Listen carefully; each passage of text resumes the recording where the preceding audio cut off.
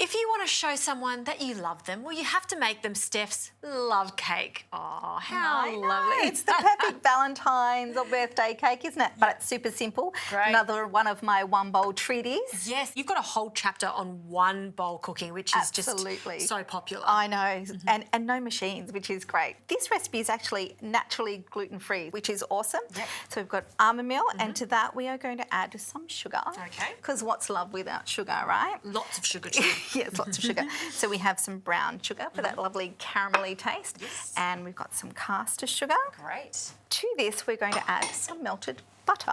Okay. So this cake is, I guess, interesting in that it's almost a little bit cheesecake-like in that we have the biscuity base and then kind of the creamy top. Right. But we're using half of this mixture for the base and the other half is going to be part of the top.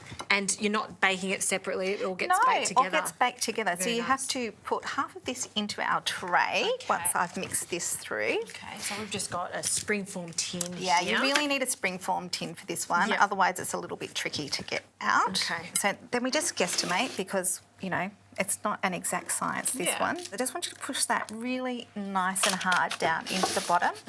Just like you would a cheesecake if you've crushed the biscuits and added in the melted butter and you'd push it right down. Yeah, easy. Perfect. Okay, so now we are going to make what goes on the top of this. So we are going to add in a little bit of saffron, and that's going to give ourselves a beautiful colour as well as a lovely flavour.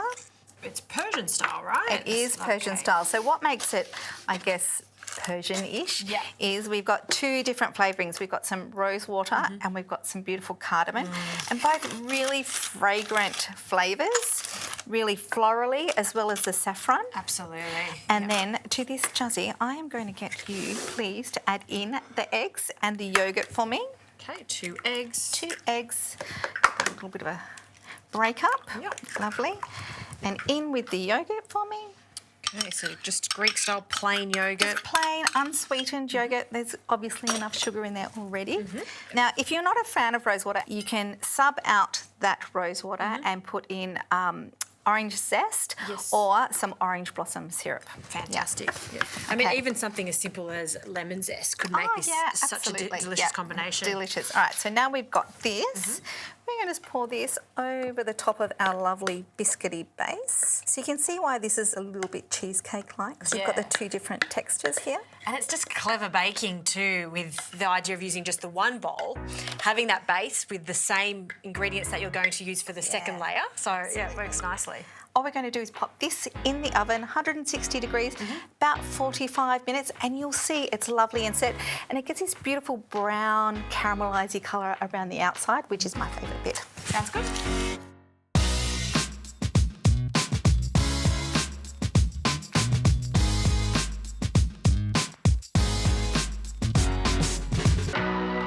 Cake's cooled down a little bit. Shall we have a look? Yes, please. All right, let's take this little love baby out. Yep. Off with the collar. Off with it. And I'll take that very carefully off for you. Thank you.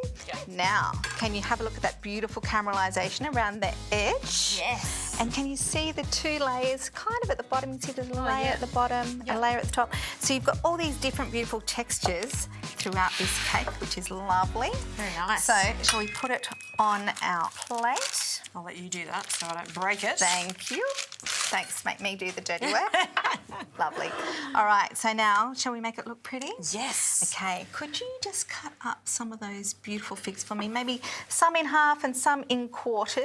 Okay, there's some halves Aren't for they you. beautiful? I love figs. Stunning. Their colours are just gorgeous. And I'm just going to pop some on here. And, you know, figs aren't in season. You could obviously use some berries Oh, for this. absolutely. I've actually got some flowers here. Some Johnny jump-ups I've been growing. I love growing these beautiful Johnny jump-ups. Beautiful, because I normally put rose petals on it. There we go. A few of these. One there, one here. Lovely. I might just sprinkle over some of these almonds. Gosh, that looks great. They're just toasted a little bit. And then our little edible flowers. They're so pretty. And I usually only get this at pastry shops. I know, fancy, fancy. But you can grow them I know. at home and now. honestly, it just looks so beautiful with a fresh flower, doesn't it? Wow. amazing. Isn't it beautiful? Yeah, it really is. And the best thing about it is it's a very simple cake to put together. And looks so impressive, right? Yeah. Just heat that knife up a little bit so it's a little bit easier for you to slice, because I vote you cut the cake, not me. I'll happily cut this cake, which Thank you, means ma'am. I can choose how large the slice is going to be. Oh, yes, very soft. Yeah, it's beautiful.